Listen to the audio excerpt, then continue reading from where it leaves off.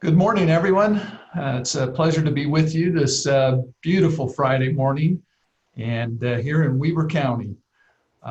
We're looking forward to this meeting, and we appreciate, Brian, you being with us today and speaking to our community and our Chamber of Commerce and about where we're at in terms of the COVID crisis and particularly what does code yellow mean, and how do we get to green, and what will that mean, and all the stuff in between there.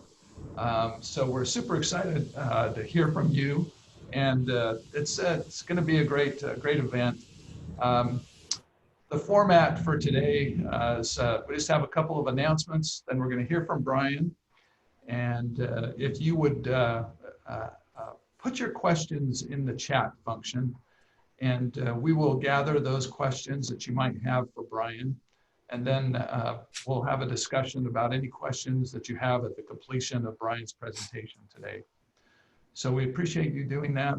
We appreciate each and every one of you for coming and spending some time with us.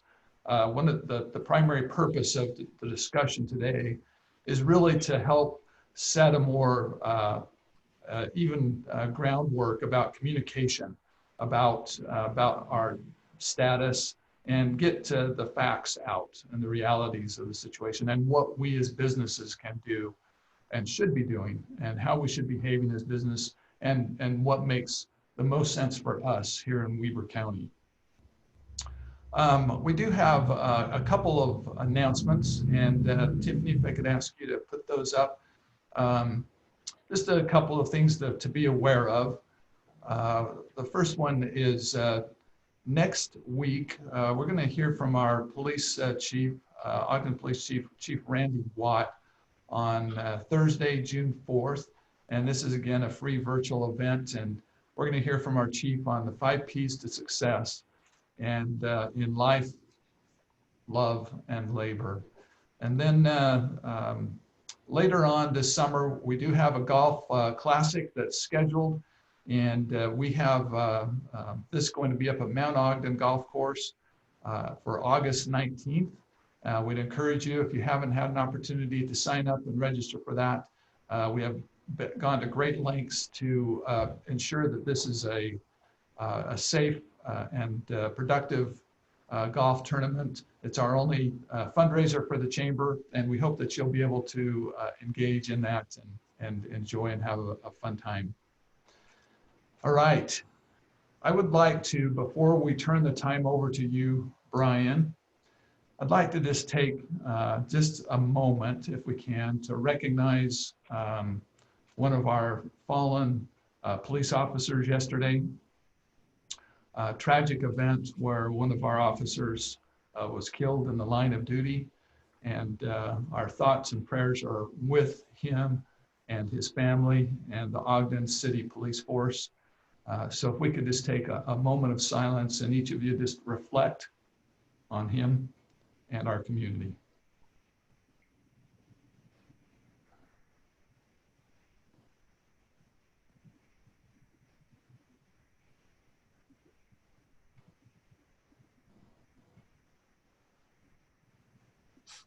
All right, thank you so much.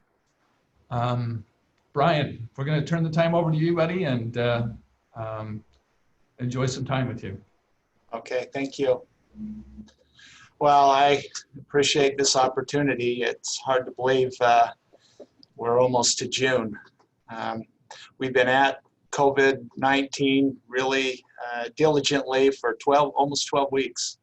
I was just talking to Chuck that our first case here in Weber, Morgan County was March 9th. I remember that well. And now we're up to, I think, 280 something. And it's been quite a ride as we've tried to manage this response and do it in a way that helps protect our community and while not totally killing the economy. And so it's exciting to have worked through the phases and to be at a lower risk. We're in a better situation now than we were 8 or 12 weeks ago, certainly, as we're entering this this whole process, not knowing about this novel virus and how it was going to respond and how hard we would be hit. I have a presentation that I'd like to share with you. I think the first part, I just kind of want to give you an update how we sit here in the state. I think all of you've probably heard on the news that the nation went over 100,000 deaths, so that's sobering. But I can really want to shed light upon what the state has done, where we're sitting as a state and then as a county and a district health department. So next slide, Tiffany. Well, you got to have a little bit of humor here. I like this slide. It caused me to chuckle a little bit. I can't go out because of the virus. That sounds weak, whiny, and boring. Try instead, I've sworn an oath of solitude until the pestilence is purged from the lands. Sounds more valiant and heroic. People might even think you're carrying a sword. So I like that picture, and speaks well to what we've been dealing with. Again, I want to share this slide because this is so important. As a community, we all have a role in the public health system. The health department, because of our mission, and that is kind of at the center of it, but boy, healthcare and schools and business, we all have to work together. And I think as we've approached this pandemic as a community, we have approached it as a community, and because of that, we're sitting in such a better, at least from my perspective, we're in a better place than we would have been otherwise if we would have not taken some of the steps we had. Just imagine if our healthcare system would have been overrun and people that needed treatment couldn't get that, and we've been able to flatten the curve and be able to protect the healthcare system and also our ability to respond, our capacity as a health department to reach out to those that are positive and their contacts and work with them so that they can protect themselves and also protect the community. Next slide. And so you've probably heard over the last 12 weeks a plan that was developed by the state. I was very excited to see this plan because you in business know how important it is to have a strategic plan, and the same is with public health. We have strategic plans, and the governor involved public health and involved business and key members of the community to develop this. And so the messaging came out early that there were going to be 3 phases to this pandemic. The first was the urgent phase, and that's what we experienced. Our first case was March 9th, but the governor's first executive order was March 16th. And for 7 weeks, we worked through that urgent phase. We projected, or they projected, that it would be 8 to 12 weeks. But some of the initiatives that we were able to implement and follow helped us get there sooner, where we felt like this coordinated effort with the community and then also the stimulus package economic, we could get that into place so that we could move to a stabilization phase. And as you recall, we moved May 1st to a stabilization phase. And as part of that, we then had the orange and the yellow phases. The public health measures and economic interventions begin to take hold, and we've seen that in order to flatten the curve. And then what we're looking forward to here in the next couple of months is the recovery phase, and to move actually into green and become stable, really stable, and there's positive growth in our community. Next slide. And I showed this to those that were on the call a month or so ago about the plan to flatten the curve and how that would help. The social distancing obviously was key to that. And then for those that were sick, to make sure that they got in and got tested. At first that was challenging because there weren't enough tests, but now we have plenty of tests. Testing, we have the ability to test 9,000 people a day, and we haven't reached that capacity, or at least that demand, but often we're around 4,000 or 5,000 that are being tested per day. And so what does that mean to the Weber Morgan Health District? This is from our webpage, and we've tried to keep the community educated on where we're at with the number of cases. And so, as I mentioned, our first case was March 9th, and you can see, and we just compiled them in weeks. This isn't days, but you can see how we've watched that curve, and it quickly went up to 30 cases a day. But as we did those interventions, we've been able to maintain that around 30 cases a week. And you can see how it's fluctuated from we had a peak of 37 just a few weeks ago. We're glad to see that go down to 31, and it should be about that same level this week, maybe even lower. So this is one of the things we look. So we look at the number of people that are recovered, the number of total. This is cumulative. This is the total cases that we've experienced over the past 12 weeks, and shows then a number of cases that we're experiencing on a week, and then we're watching that curve, and we want to see it flatten, which it has, and then we want to see it decrease, and eventually we want to see 0 cases for the week. So that's what we're watching. Next slide. So there was the first version of the plan, and then the second version of the plan introduced the colors, the color dial, and we really want to, it's not a light switch, it's a dial where we're trying to dial it up and improve things. It could go backwards, but so far so good as we continue to roll out the guidelines, and as the businesses and the residents practice social distancing, wearing masks when they can't keep that social distance, good hygienic practices. You guys have heard all that, and those are still very important things. Next slide.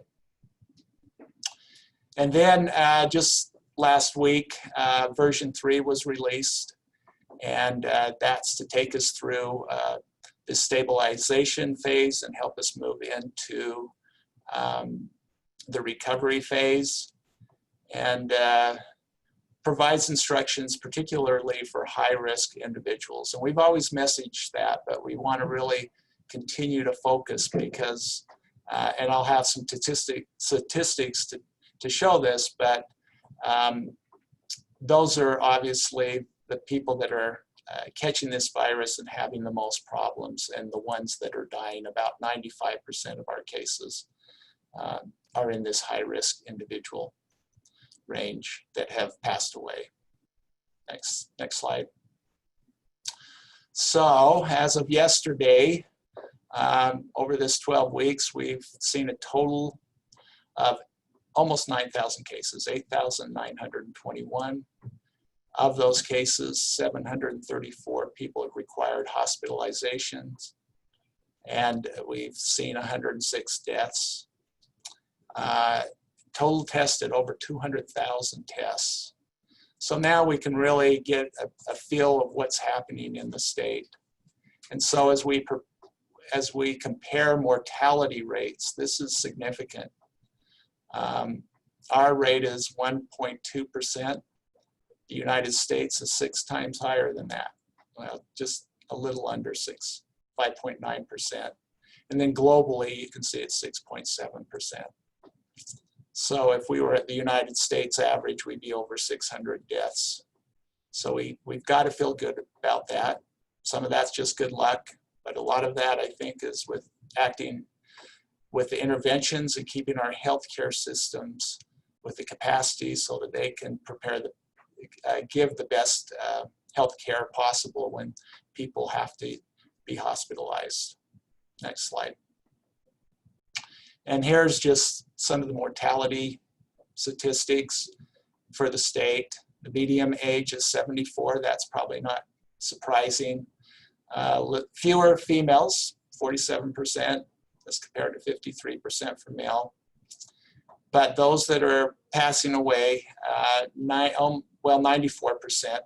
are over 65 and have a pre-existing condition. So heart disease, lung issues, diabetes, severely overweight, those all play into how well we can do with this virus and overcoming it.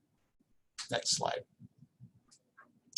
So I just want to break it down by our health district, so Weber and Morgan counties. You can see that we've had 282 cases as of yesterday.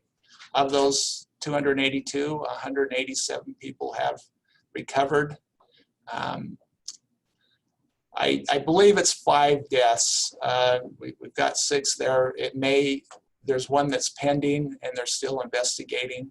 And it could end up being a death, but right now as it sits, it's 5, at least as of yesterday. And then we've tested over 13,000 people. You can see how it breaks out. The majority of the cases are 18 to 60-year-olds that for the most part are recovering, doing well. And then we have our over 60-year-olds, about 67 of those cases. And you can see those that recover. And so if you break it down by county, there's been 11 cases in Morgan County, or obviously a much smaller county, about 12,000 people have done well. And I think of those 11, 10 have recovered. And then that would mean that we'd have 271 with 177 recovered. And you're considered recovered as you go through the isolation for 14 days, and then as you're free without symptoms for 3 days once you are no longer symptomatic. Next slide. How are people exposed? So if you look at the, I guess that blue color, the darker blue color, nearly 50% of Weber Morgan Health Department cases are exposed by someone they work with or they know, and so that stands to reason. People that you spend the most time with. So at work, you spend 8 hours a day there, and so there's issues there. And then, of course, with families, it goes through families. We have entire families that get COVID and have to be isolated. They isolate together. It's very difficult when you're in that close proximity to not contract the virus. And then statewide, work sites account for 78% of the outbreaks, and long-term care facilities and healthcare facilities are 14%. And then if you think probably where this whole thing started, at least obviously in Summit County, was that the big gathering of Sundance, people from all over the nation and really all over the world that were there. And of course, they have paid a big price. Their rates are 9 times higher than ours in Weber County, but they had to implement stricter requirements, and they have paid off. So they are now in yellow. So they've caught up. They're managing their cases now very well without a lot of help from the state and others, and they're able to do it with a very small health department and doing a great job. Next slide. And the other thing we look at is rates per 100,000. That gives you comparison. So, and it's always kind of interesting to see how we're doing in comparison to the counties around us. And if you look at Bear River, they're doing quite well. When you look at the rate per 100,000, 60.2. Ours is 101.7 per 100,000. Davis County, 120.6. Salt Lake County, and you know Salt Lake City is still in the red. I believe West is in the red phase, but I believe West Valley City and some of the other, there might be one other city in Salt Lake County, there's still in orange. But the rest of Salt Lake County is in yellow. But they're 4 times higher rate than us. Utah County has been hit pretty hard in Tooele County, so you can see those rates. So that's a comparison. We want to continue to have a better rate than the others, and so we have to continue to be diligent and doing the things that we've done that have gotten us here, as far as social distancing and wearing masks again when we can't maintain that social distance, or if you're high risk, you should wear a mask whenever you go out in public. Next question, or next slide. So on Wednesday, just this past Wednesday, Governor Herbert revised the yellow guidelines, extending them until at least June 5th. And so I believe that's next Friday. I'm looking to Lori, my PIO. Yeah, so a week from today. And then they'll revisit them this week and continue to monitor those graphs that I've alluded to and shown you. The new order clarifies that all businesses have been moved to low risk and can operate so long as they can meet the industry specific guidelines. And well, I have this little comment on the side. I never thought the comment I wouldn't touch him or her with a 6-foot pole would become a national policy. But, well, here we are. We've got that policy. Next slide.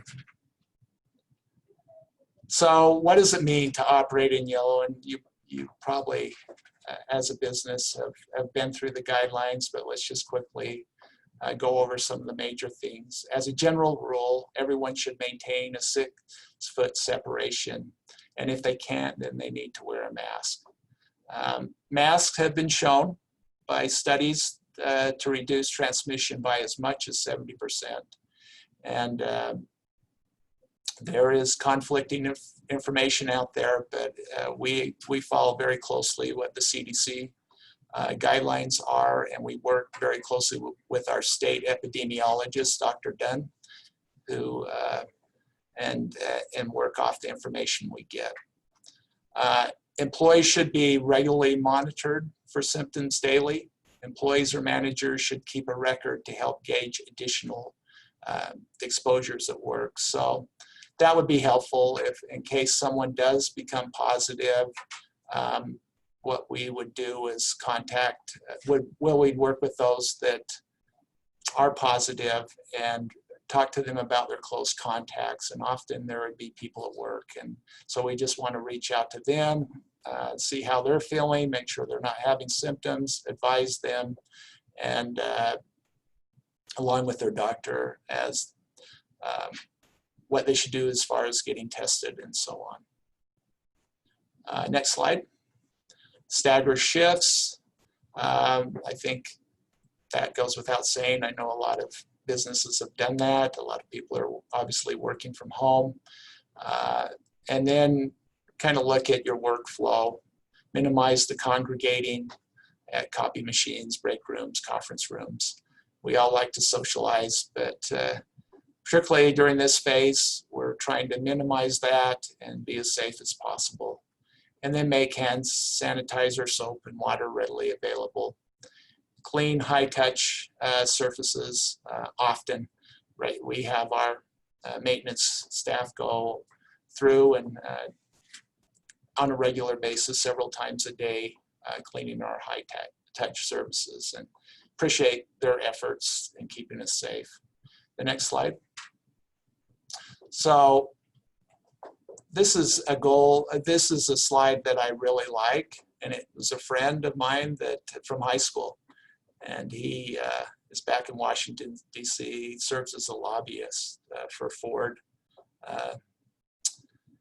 and I've always he was one in high school that loved politics, and I remember him saying, "That's what I'm going to do. I'm going to live back in Washington, D.C. and get involved and want to make a difference and do those sort of things. I know he was an intern for Jake Garn, and anyway, we've stayed in touch, and he sent me this a few weeks ago.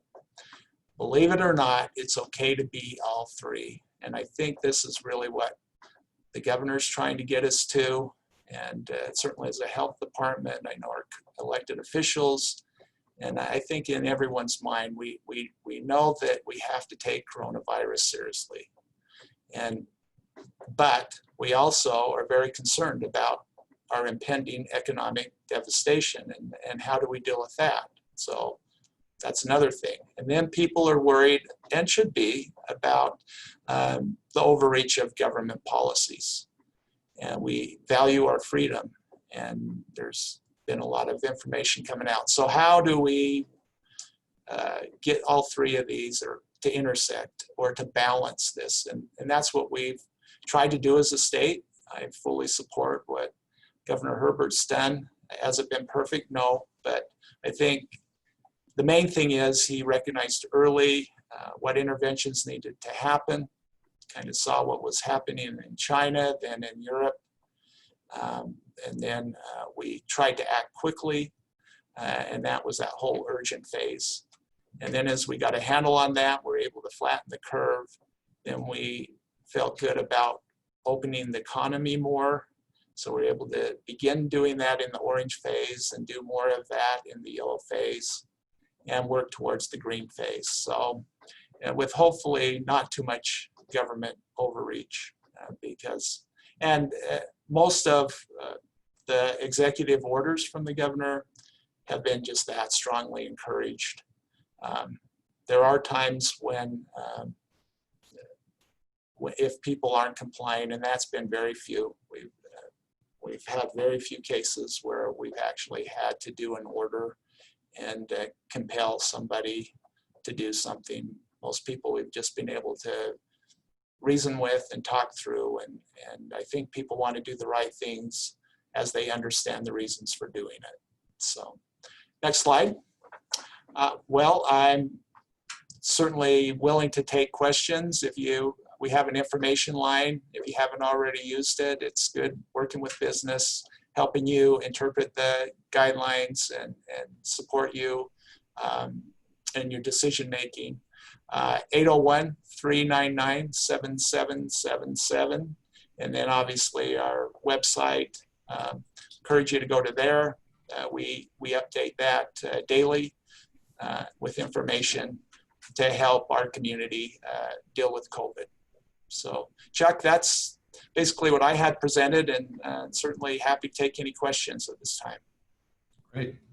Thank you so much, Brian. So a couple of questions that have come through.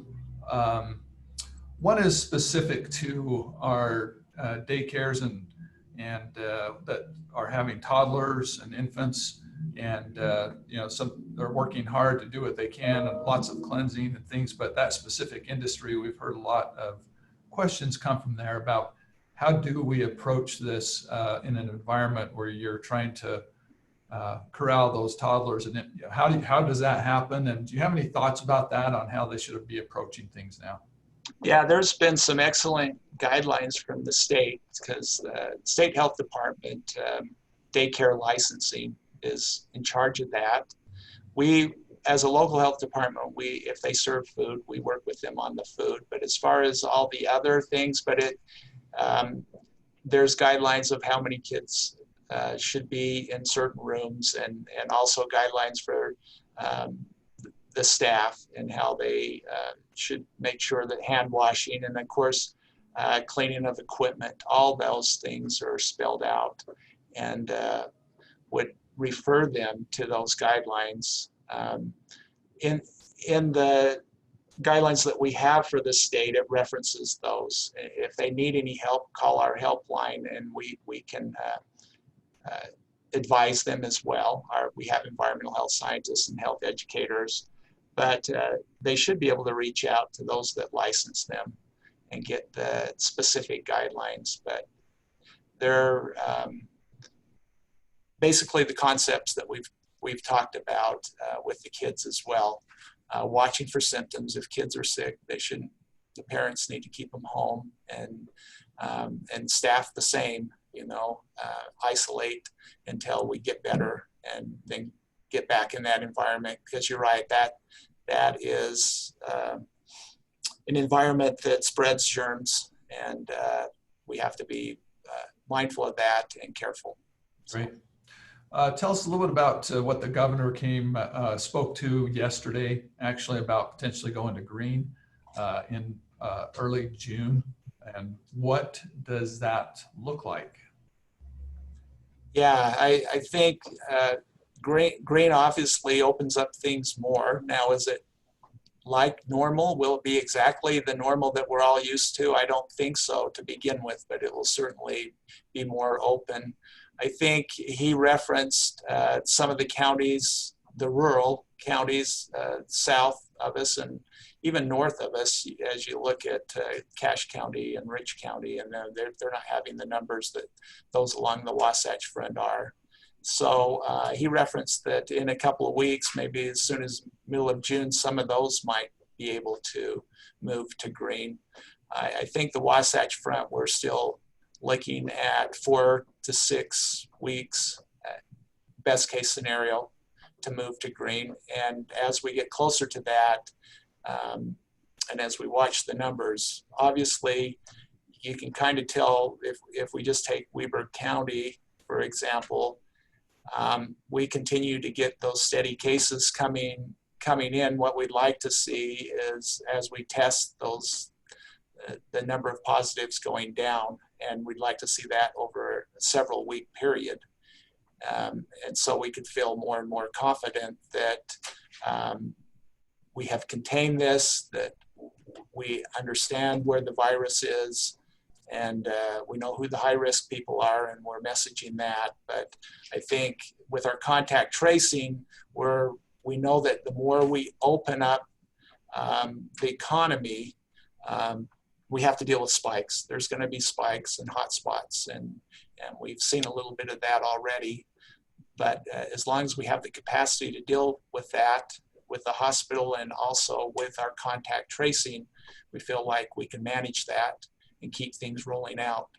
But I mean, it's all about gaining more and more confidence. And I think, you're starting to see universities already talking about bringing back their fall sports athletes and doing that in following the guidelines. But everyone's feeling a lot more comfortable that maybe something like that can happen. But I think large events in the summer are something we're going to have to be really leery of, because the more people we gather, the more opportunity there is to spread the virus. And so we want to do it wisely and do it with the data. It needs to be data driven, I think, at the end of the day.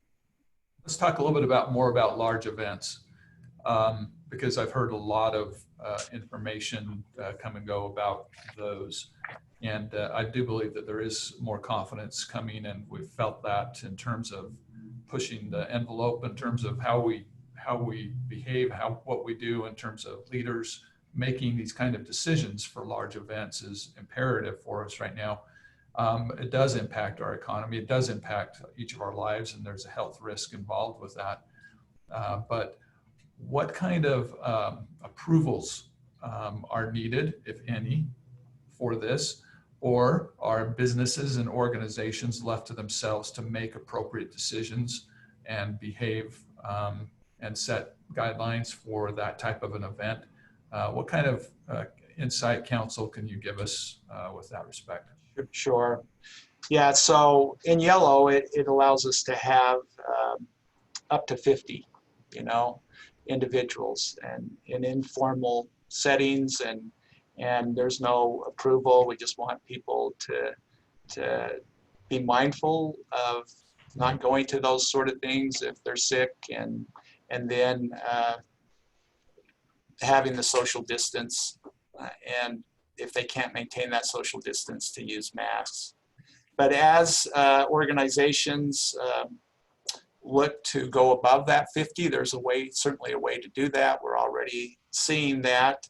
There's a template that we've worked on as local health departments with the state, and now is available. We'll have that on our website today for planning and for planning these events that allow us to go through and document and look at checklists to make sure that we're covering all these things. And they're all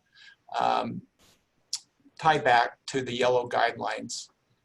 And so we're excited about this so that the events can be safe, and this will help people manage the events better.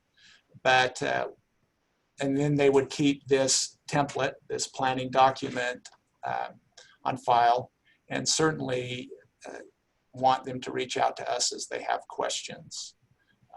But at the end of the day, the business or whoever is sponsoring that is the one that is going to be responsible for making sure the guidelines are followed. And if there's problems, we'll work with them as a health department, but we want them to really be thoughtful as they fill this out and make sure that they cover all the bases. And if they do, then we can continue to grow the size of these events. Can you clarify the numbers a little bit there for us? And if it's 50 people, in what size of a room would that be in, or space? What size of space would that be in? Well, just being able to keep that social distance of 6 feet for 6 the feet. Yeah, most part. But you know, as families get together, that's probably not going to happen. But we know, you know, who's sick and who's not generally there, and they can wear masks, particularly if you're at high risk. We would, anytime you're within that 6 feet, that's what we encourage. As you So we're hearing it. I'm going to talk a little bit more about these large events because it seems to be a crux on these. We're hearing some of the outlying counties, some of our close counties that are going to continue to have some of their larger events like fairs and things that are going on and operate, you know, the way that they're feeling like it's best to operate. And how are we gauging what Weber County should be doing and how we should be approaching some of this with a consideration that, yeah, we can see somebody else in a neighboring county that's moving forward with a large scale event. How do we manage that? How do we make a decision for us? And is that appropriate for us? And is that, are they doing things contrary to what the state is recommending? And so we're just trying to get a feel for this so that we can give some advice and direction for us as a community. Yeah, that's an excellent question, and sure, we're monitoring all of that, but everyone should be tied to the yellow guidelines.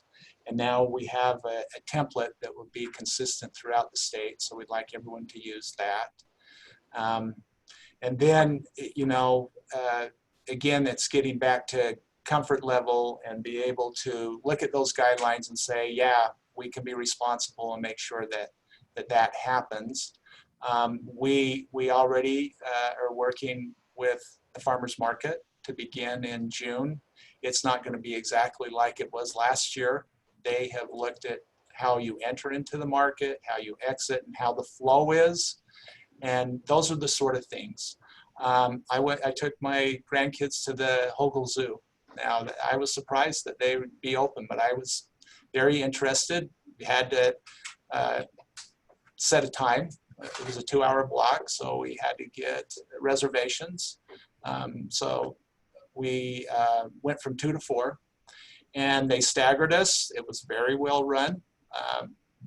Everyone at the Hogle Zoo was in masks. We were able to keep social distance. We went in as a family. We couldn't go into all the venues, so we couldn't go into some of the buildings. So, but we could see the animals outside, and everyone was very respectful. So, kind of in groups, family groups, and so one family group would go up and see it, and then they'd step aside, and others. And then as we got close and we didn't feel comfortable, particularly my wife being in the higher risk, we're both in the higher risk category, we had our masks and we put our masks on. And it was a great event. It was a beautiful spring day on a Saturday. Parking lot was pretty full, but it didn't seem busy. it was just great planning, and they were in the orange. Salt Lake City was in orange, you know, so those type of events can happen with the proper planning and realizing that, you know, it may not look exactly like it did the year before, but we can still accomplish things. We've worked with high school graduations and very happy about the reports that we received from the Weber School District, that this was a great experience for them. Was it like all other graduations? No, but they planned for it. They were supported by the parents and the kids. They kept their social distance. They got recognition. And yeah, we received some really good comments that it was a good experience. And the other school districts as well. So those are typically really large gatherings that have been very successful, and I think serve as good models. And so the more and more we have successes like this, and we can share what others have done, you know, to be a little more creative. It's going to maybe have to be a little more creative, but nonetheless, we can have these gatherings and we can do it safely.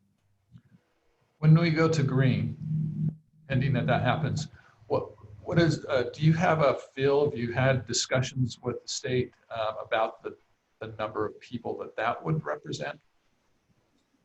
Yeah, that, you know, this is a fluid situation. And I think initially when we all had green in our minds, it was just back to normal.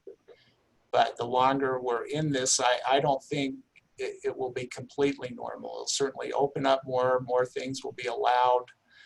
Does that mean that football games are going to be happening in the fall? I don't know. I don't know if that, I think we'd all love that if we all felt safe, and the data showed that we could gather in 40, 60,000 stadiums. But I, at this point, have no idea. Don't have a crystal ball. Don't know. We're taking it a week at a time and trying to project, and we'll continue at both the local and the state level to work together and get the input, and based on how things go in yellow is what green would look like for the next step. And but at the very least, we need, in order to get into green, to go back to the data and make sure that our cases are on the decline, not increasing, and not even staying just the same. We need to see substantial decrease, and eventually, in order to get back to normal, we need to see 0 cases, or very, very few cases.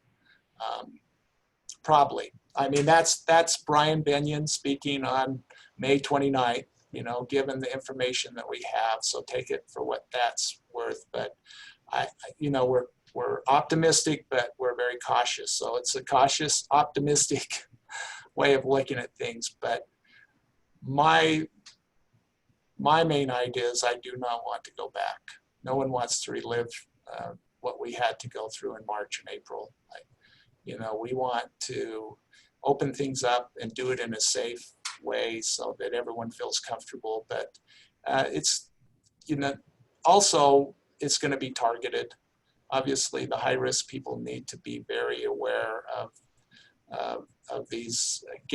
As the gatherings get more and more, they need to be aware that that may not be something they want to participate in, like they probably could have in the past, just because of the risk. And until we get the vaccine and that, I think that's going to be the new normal. Do you see a second wave coming? Well, that's certainly, if you listen to those in the know from the CDC and what we've observed in some of the other countries, that there will be a second wave. I think from history, these type of things do come in second and maybe even third waves. But I think the most important part is how devastating is that going to be, and what have we learned from this first wave that can get us ready for that second wave, so that we're even better prepared to deal with it moving forward. So yeah, I think we have to look forward and say, yeah, there probably will be a second wave. So let's make sure we're ready for it. And that's what we're preparing for. We're building the capacity to identify these cases quicker and then isolate. And that's really the number one weapon that we have, as well as social distancing. And so that will also play into, you know, the fall as flu season rolls around and we start seeing symptoms of the flu. You know, what's COVID going to do at that time, and how's that going to impact our healthcare system? And so all those things will have to be weighed as we open things that aren't necessary, maybe some of the things we have to sacrifice in the short term in order to get the benefits in the long term. So. See, now we do have a few minutes here that we can chat a little bit more. I think we should take advantage of it because there are quite a few questions coming in. So hopefully you're good at answering these, Brian.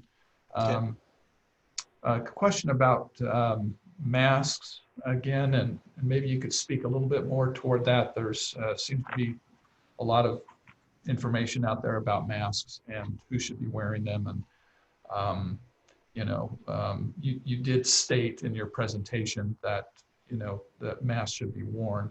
How do you see that playing out in reality? Who should be wearing them? Should only, you know, those who are sick be wearing them? Should everybody be wearing them? You definitely don't see people walking around town with masks on en masse. And so, you know, what's the realities behind that, and how should we be behaving as a community? Yeah, I think that comes down to being educated, reading the articles that are out there, listening to the health professionals, talking with your doctor. What type of risk factors do you have? But as a general statement, and that's obviously what these guidelines are, very general. How do we do the most good and deliver a message to the most people? We're going to err on the conservative side every time. And we're going to say that we know that we'll benefit from the masks. And certainly if you cannot stay within 6 feet of someone, you should have a mask on. And that's how I operate. Whenever I go into a place where I don't feel comfortable and I can't maintain that social distance, I have a mask with me and I put it on. I don't wear it when I drive my car. I see some people doing that. I don't think that's necessary. Obviously, that's not when you're going to be exposed to the virus unless you have someone sitting next to you that's sick. So I think everyone's kind of got to wrestle with that a little bit, but I would like their decisions to be educated. And we are trying to provide that type of education. Happy to answer any questions, but particularly low risk doesn't mean no risk, you know, and we want it to stay low risk. We don't want to go back to moderate and high risk. So the best way to get there is to follow that social distancing and to wear masks when you can't maintain that. So that, I know I've said that a million times, but I don't really have a different answer. I feel strongly about that. And that's our best weapon against this virus until we get the vaccine. Right. So I'm going to ask you a question about business. Okay. And it's really a yes or no question. Maybe you don't answer it as yes or no. But the question is there any business that should not be open today?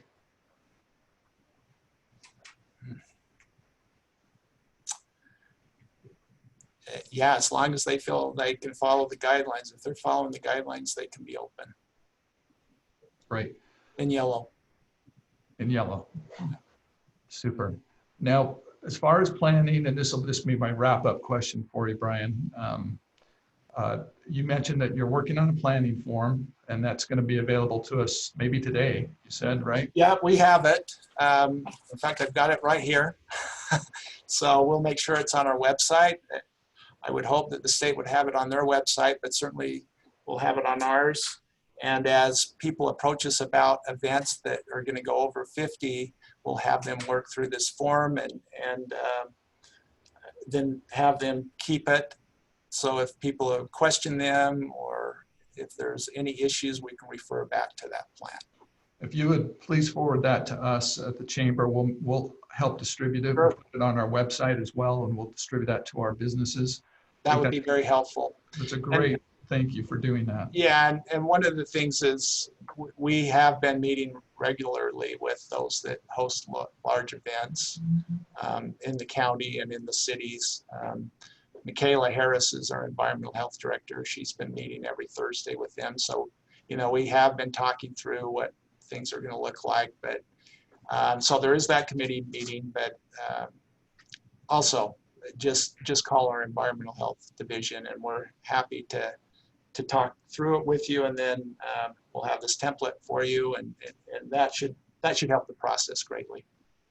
There was a question about, is there any kind of form that the health department has for staff use for an individual business and how they should be evaluating their staff health and, you know, that part of it. Do you have any kind of tool for that?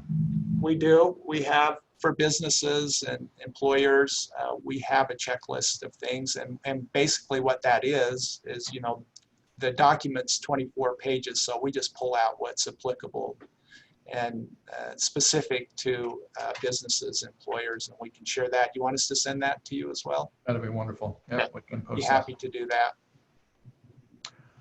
All right. Hey, you've been wonderful. It's been a great discussion. I really appreciate your time and being so candid and open. And I know that our businesses, we've had many expressions of thanks with our questions. And so we just appreciate all that you're doing. I think our county is in great shape, and we're working together, which is true to form for our county and Weber County. So thanks everyone for attending. We're going to sign off now, and appreciate again coming, Brian.